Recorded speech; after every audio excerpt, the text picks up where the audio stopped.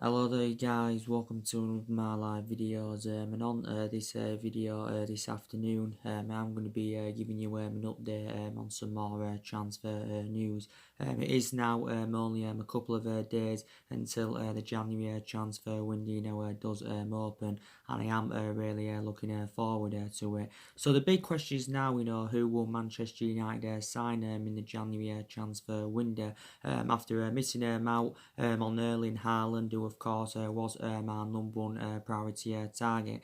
So it did get officially announced yesterday afternoon that Borussia Dortmund have signed Erling Haaland from Red Bull Salzburg for around 17.1 million. Well, that was actually now his buyout clause. He's signed a 4.5 year deal with Borussia Dortmund, so he has got a contract with them until 2024, and I think he will be officially a Borussia Dortmund player on the 3rd of January. But I've got to say that is a big surprise, because not so long ago, we were merged as the favourites to sign Erling Haaland. Obviously, a couple of weeks ago, was it, Solskjaer and Ed Woodward had flew to Austria to meet up with Erling Haaland, to discuss a January transfer to Manchester United. It allegedly said then that he wanted to come to the football club. There was also reports, this fueled more speculation before our game against Everton, saying that he'd boarded a plane from Norway to Manchester, but actually Solskjaer had denied this. And then all of a sudden it said Juventus were regarded as the favourites, allegedly because it said after the intervention of his agent in the Raiola, because I don't think his agent anywhere was keen on his client making a move to Manchester United. But Borussia Dortmund were obviously not in for him anywhere. Also to RB Leipzig were in for him. But he reportedly said that Man United were determined, so to Juventus, they were determined to offer him more wages, than what Borussia Dortmund offered him. He did initially say, we'd have probably had to pay a substantial amount for him. He said we'd have probably had to pay around £76 million for him in January, but then we'd have to loan him back to Red Bull Salzburg for the remainder of the season. He is only the age of 19. He's Erling Haaland. I think, I'm disappointed that we can't get him now, but I think it would have been beneficial if he could have come in, because obviously he's played under Ole Gunnar Solskjaer's guidance during his period with Mould, and Solskjaer, of course, was keen on a reunion with the player. And I said, he's been a revelation for Red Bull Salzburg this season. Scored 28 goals in 22 games in all competitions and that. But we have now missed out on him. I mean, it did say we was willing to offer him a substantial contract. It says we was willing to offer him around £200,000 a week to convince him to come to Manchester United. So now I think we'll have maybe a couple of alternatives now that we have missed out on Erling Haaland and that. But we have got a lot of players on our agenda. Like I said, we've got to address the deficiencies in the squad next year. That's very, very imperative. We've got to reinvest in that midfield, because that's one of the priority areas where Man United need to strengthen up. We also do need a couple of strikers. I think we need a right winger. And there's possibly other areas in the squad as well that I do need to be addressed. But our board are determined to back Solskjaer, and I think we are willing to give him unlimited funds. So I think the club are orchestrating on spending from between probably 250 to 300 million pounds on recruiting new players. That's me actually estimating that.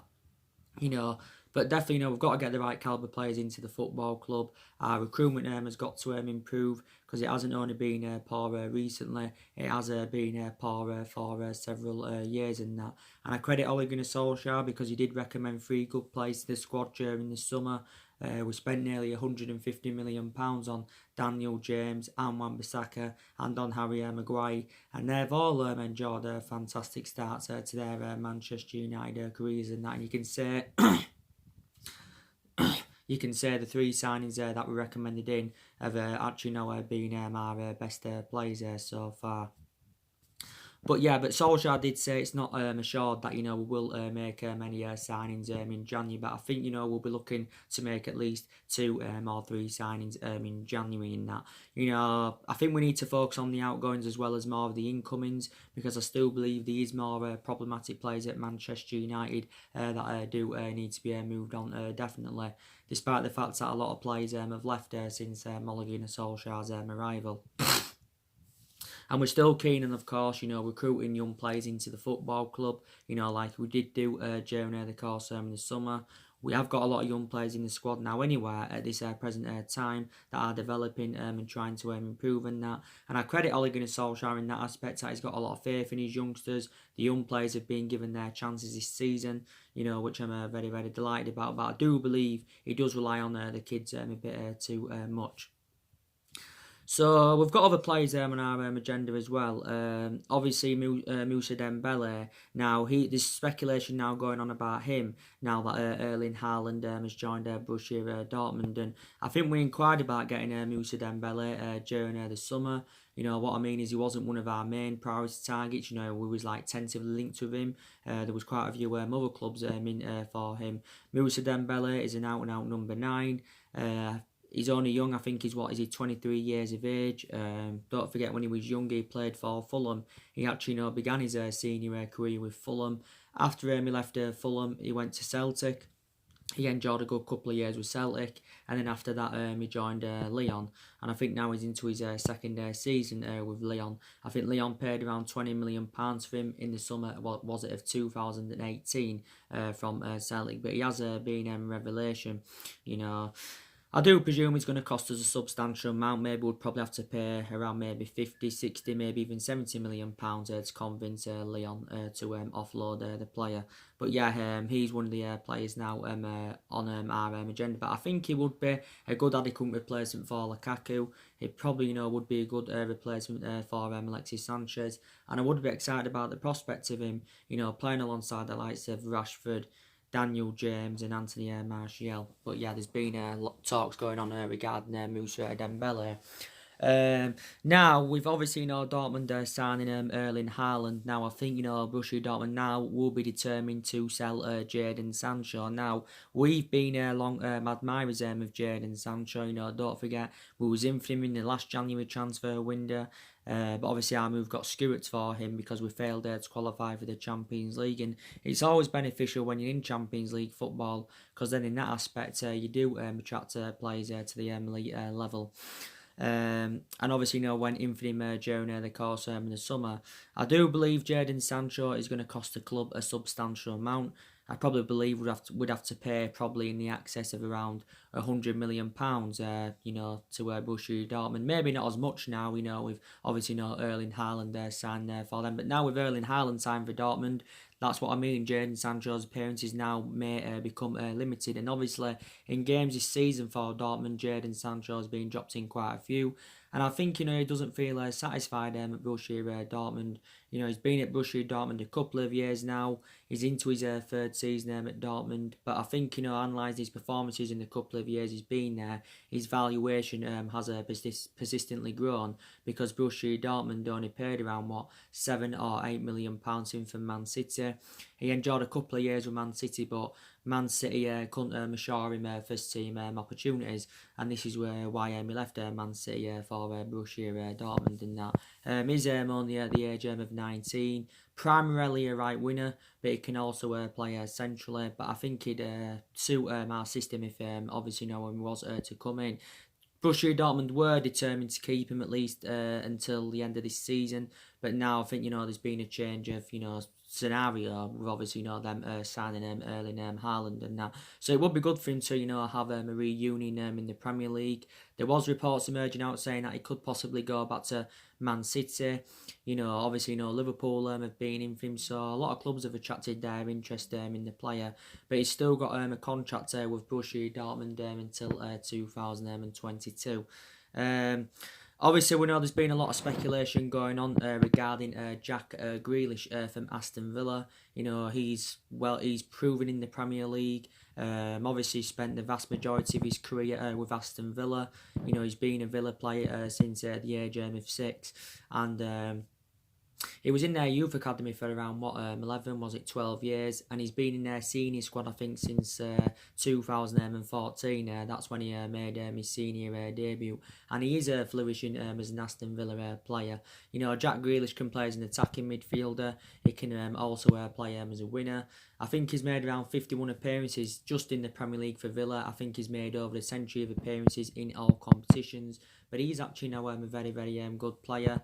And I do believe he would be the right calibre player for Man United. He had a loan spell with Notts County, but apart from that, he spent the majority of his career with Villa, like I said. He's still under contract with Villa until 2023. But like I said, I think Tottenham Hotspur have been long admirers of him. You know, we know there's been obviously a lot of talks going on regarding James Maddison. As I actually updated you a couple of days ago, he did say, you know, we are orchestrating on spending up to £80 million on James Maddison. And like I said, that's what Leicester value him at, and, you know, Leicester know how much of an imperative player he is, you know. And, you know, from a Leicester perspective, you know, they're basically saying that it's going to take a substantial amount to convince us to offload James Maddison. Obviously, you know, we're going to have to pay a similar or the exact same fee as what we paid for Harry Maguire and that. I think we're seeing James Maddison as an adequate replacement for Paul Pogba, but whether Paul Pogba stays or goes anywhere, we still need to address that midfield. James Maddison is predominantly an attacking midfielder, but he can also play out wide. And Brendan Rodgers has actually played James Maddison out wide quite a few times. You know, James Maddison now is into his second season with Leicester. I think he's replicating, you know, what he did in his first season with Leicester, because he was fantastic in his first season with Leicester. He scored... I can't remember how many goals scored, but he created more chances than any other player in the Premier League, you know, last season. He's still got around 3.5 years left on his current contract.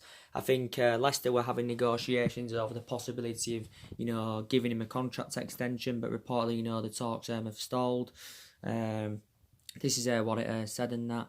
And yeah, but there's been quite a few clubs in for James Maddison. You know, Leicester paid around, £20 million to him from Norwich in the summer of 2018. And he's only the age of 23. So yeah, I would love him at Manchester United, because I think, you know, he'd complement my midfielder well. Can create chances, can score goals, can provide assists. I think it actually said if we are to sign him, it's probably more imminent that we'll sign him next summer rather than January. So we will see. There's obviously still a lot of talks going on regarding Saul Niguez from Atletico Madrid. You know, obviously we've been in for him in the past. Don't forget, Saul Niguez has still got around 6.5 years left on his contract with Atletico Madrid, because he signed a 9-year contract a couple of years ago. He spent the vast majority of his career with Atletico Madrid, and that since he's been in their senior squad, he's gone to make over 250 appearances. You know, Saul Niguez can play as a central or a defensive midfielder. I think he's only the age of 25, so he's nearly in his prime. And I think he's got a release clause of around £128 million. So he's another player on our agenda. So yeah, it's good that we are making plans for next year and that. But like I said, my overarching view on Solskjaer is that, you know, we need to give him time, you know, to see who else he can recommend into the football club. Because analysing the vast majority of this team, it isn't Ole Gunnar Solskjaer's. The vast majority of these players are Jose Mourinho's, because don't forget, Jose Mourinho recommended 11 players in to the football club. You know, now Solskjaer is inheriting the vast majority of them.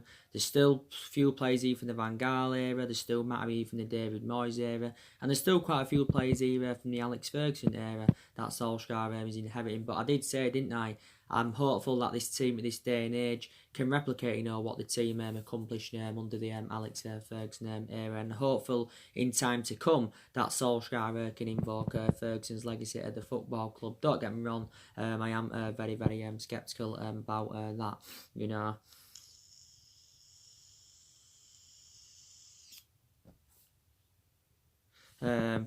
I'm very, very sceptical about that, but gotta say, I've been very, very delighted recently.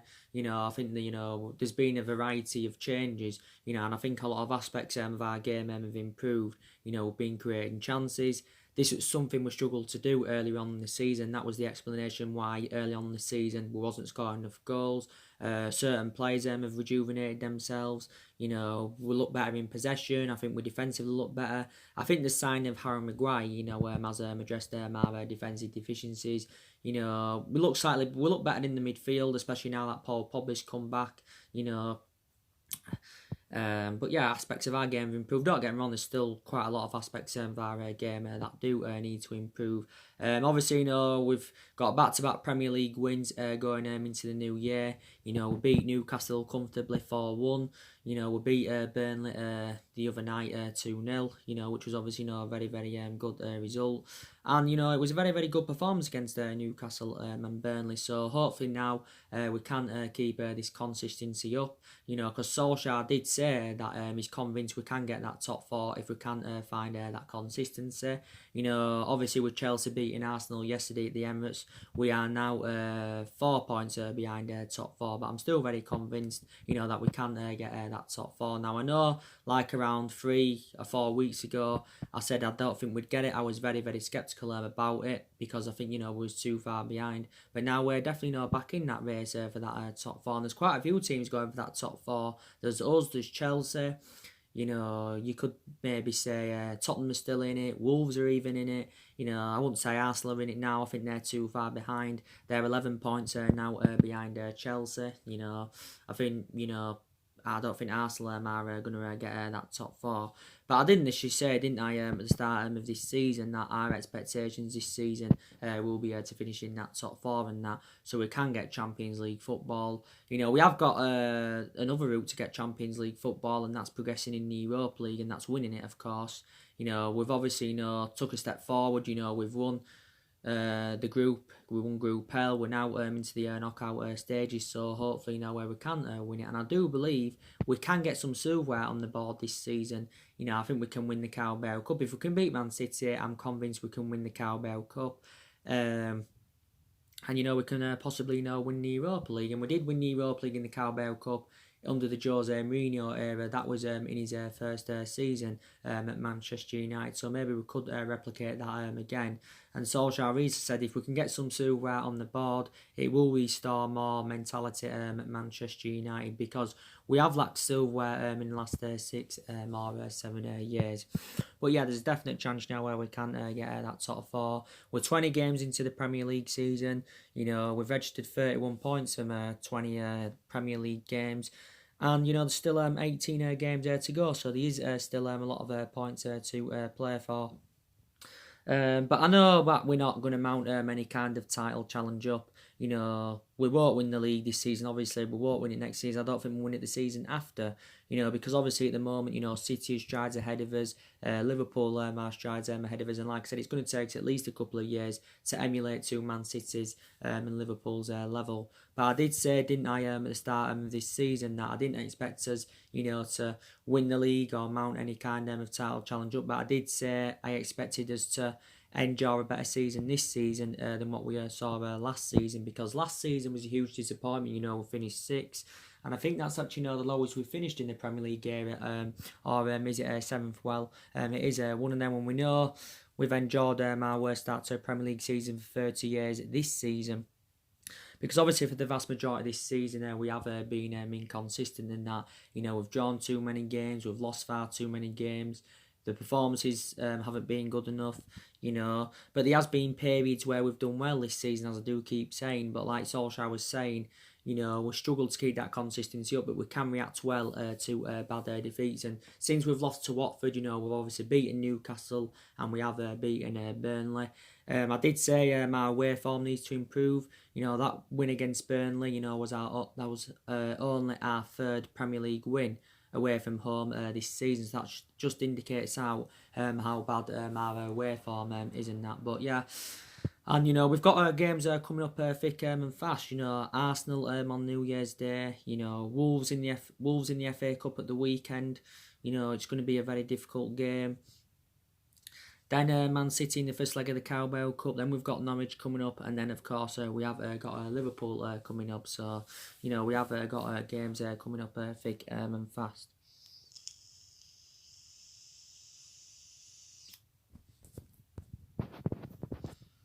we have got games coming up thick and fast and that. And I'm actually,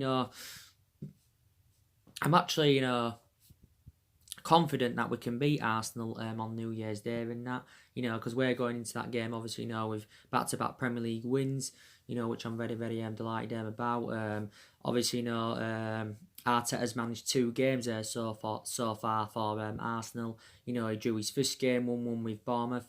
He lost his second game yesterday at home to Chelsea 2-1. That was his first home game in charge.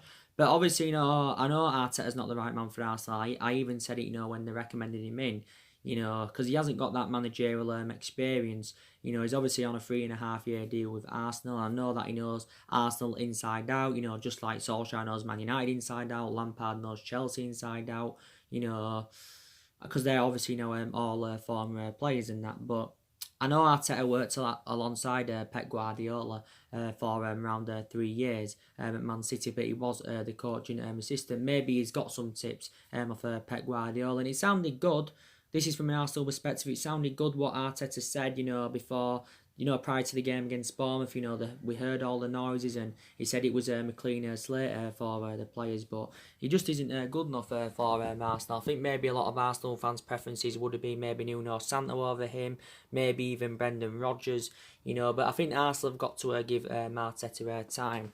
I think Arteta's obviously orchestrating on making more investment into the Arsenal squad next year, because Arsenal's recruitment's also been poor for several years as well. I think Arsenal also need to consider getting rid of more players and that. But yeah, I'm actually convinced we can win this game against Arsenal. It was a 1-1 draw earlier on in the season at Old Trafford. We actually lost this fixture last season at the Emirates 2-0. I think this was actually our first defeat under the Solskjaer era.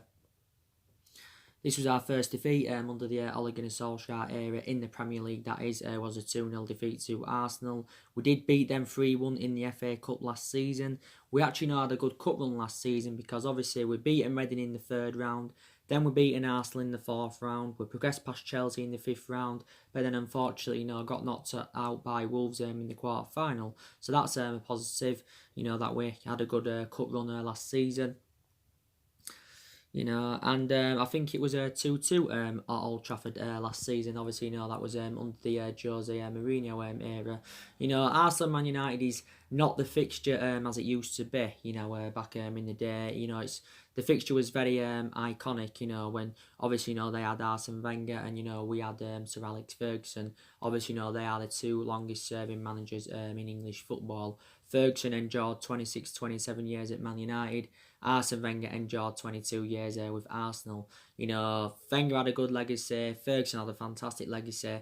But I think, their legacies are totally comparison. Arsene Wenger's is especially to Alex Ferguson's. But I still think Wenger endured a good 12, 13 years out of 22 years he was at Arsenal, definitely in that. But it's not the same fixture, because it used to be a title decider, and it's no longer that many more. But yeah. But, taking into account, I thought, like I said on my reaction this morning, that Arsenal were actually, very unlucky against Chelsea, because I thought, they actually, played quite well for the vast majority of the game. You can say Chelsea came into it in the midway point of the second half, but, Aubameyang scored a good goal for Arsenal. They showed a lot of attacking intent. There was a lot of tenacity. They made it difficult for Chelsea. And, they should have actually, put the game to bed before half-time. But Aubameyang took his goal really, really well. And, Chelsea's second goal obviously, came from a mistake from Leno. Obviously Chelsea's first goal came from, was it Jorginho? But, there's question marks around this. Why didn't Nicolas Pepe play? He should have played. Obviously, that was Arsenal, one of Arsenal's summer signings. Arsenal paid a substantial amount for him. They paid around £70 million for him. Obviously, people say, why didn't Mustafi start? He obviously came on in the game because obviously, Callum Chambers had gone off injured. But Arsenal, will be very, very disappointed. Not with the performance, they were just disappointed with the result. So from Arsenal's perspective, they'll be hopeful they can get their first win under Arteta on New Year's Day. But I just don't see that happening. But they have got quite a few injuries with Arsenal. Don't forget Mesut Ozil's just recovered from injury for them. Obviously they've got Kieran Tierney out until March. He's obviously, one of their summer signings. They've got Klasnic out. He's another one. Hector Bellerin. Rob Holding's been out of injury. Daniel Ceballos, who they got on loan from Real Madrid, has been out of injury. Socrates has got a concussion. Martinelli. So Arsenal have got quite a few injuries, but there again, Chelsea had quite a few injuries. So, but yeah, it's still always a very very good game though. Is Arsenal and Man United. But if we can win this game, it will be 3 wins on the trot in the Premier League. And we've got more of a chance than finishing in the top 4. Because I did say, we've had some good results this season. I think we've done really, really well against elite opposition. But we just haven't really replicated that against their lower opposition. We're now starting to do that. We're starting to, replicate against lower opposition what we've been doing against elite opposition, which I'm very, very delighted about. The preview for the Arsenal Man United game will be coming up. It should be later on today. My preview for that game should be coming up. I presume Solskjaer's press conference building up to the game will either be today or it will be tomorrow. I think this is Solskjaer's 42nd game in charge of Man United in the Premier League, that is. And I think his 60th all in all.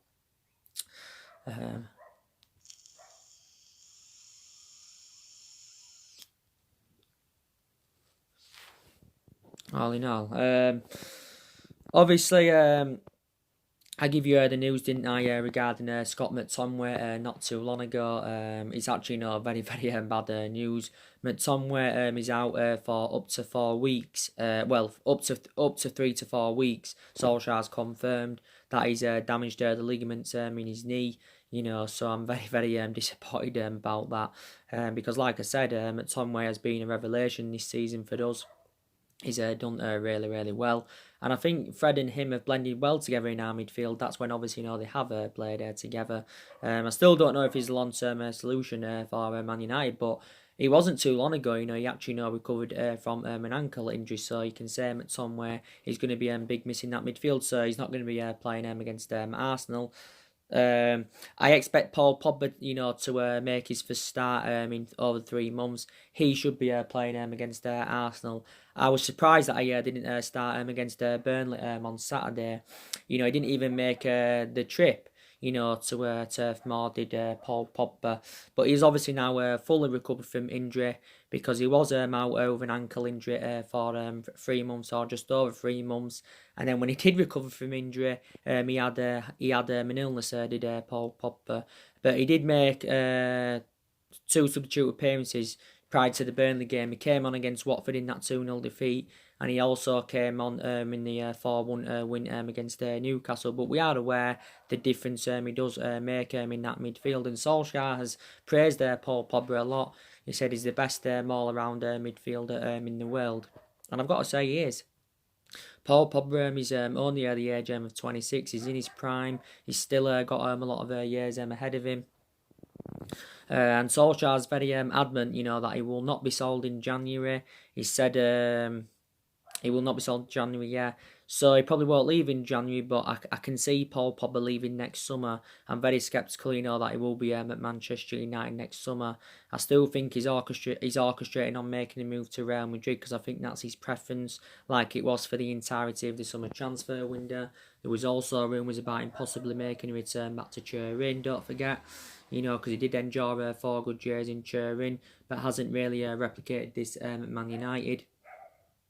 Hasn't really replicated this Man United in that. I think we mainly saw the best of Paul Pogba in that 3-month period when Ole Gunnar Solskjaer was the interim manager in that, But yeah, it's good now he's back from injury. Obviously, we've got some other players back in training, which is good news because we know that Bay's been out with a knee injury. He's been out since pre-season. Fosu Mensah has been out with a knee injury since he was on loan with Fulham. Rojo's out until the new year with a muscle injury. So more players are now coming back from injury, which I'm very, very delighted about. Diego Dalot, I think, is now back because he played for the youngsters the other week. And Solskjaer said from then on, Diego Dalot should be fine. But it's bad news, like I said, regarding Scott McTominay.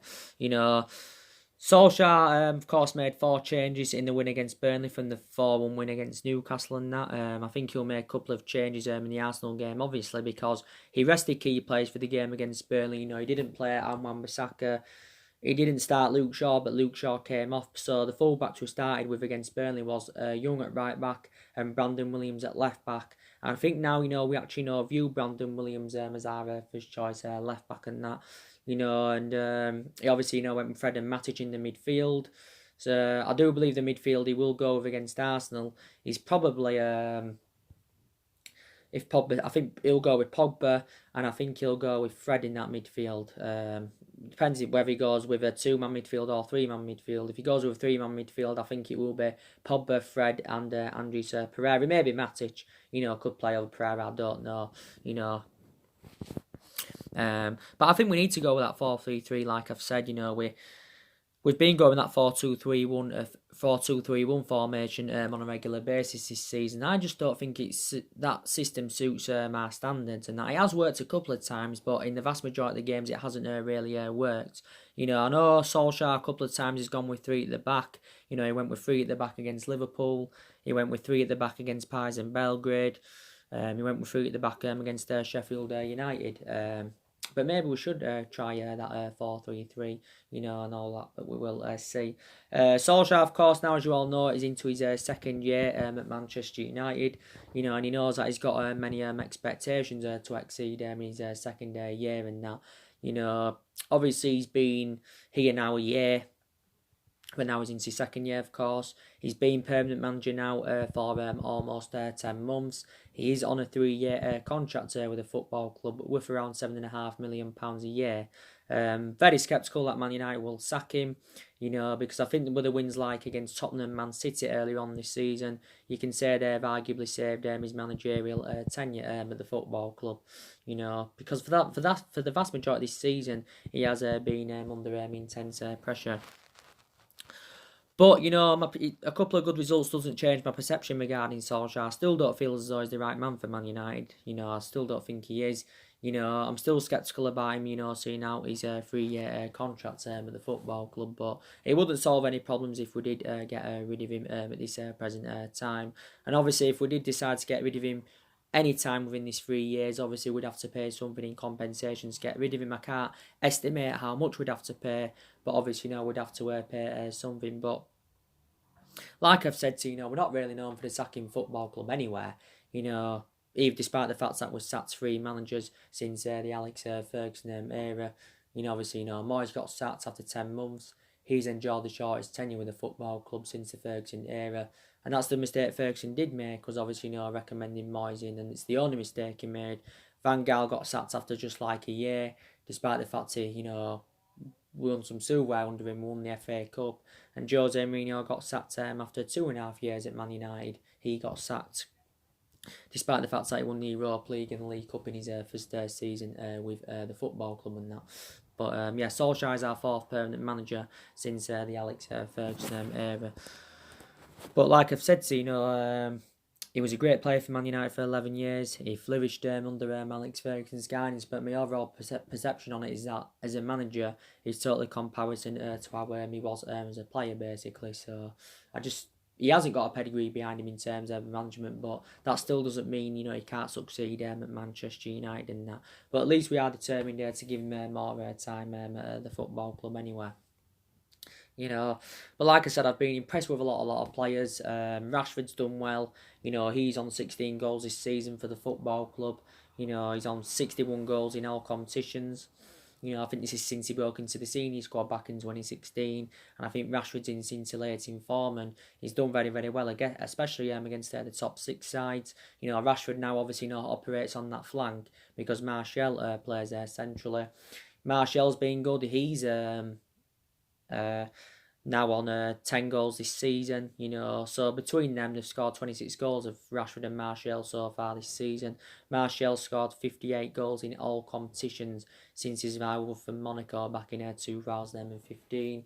I think Daniel James has done really, really well. Greenwood's been fantastic as well. He's on 18 goals for the football club this season. I think Wan-Bissaka's been fantastic at right back.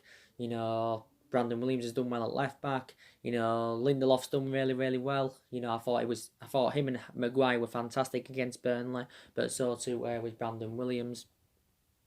But yeah, there's a lot of players there that have rejuvenated themselves. So the main part of this video was to give you the news regarding Erling Halland. So now, due to this, who do you think Man United are going to sign in the January transfer window? So do let me know. So anyway, guys, drop your comments, likes below on the channel. If you do, consider subscribe. As always, and take care. God bless, and I'll see you all again very, very soon.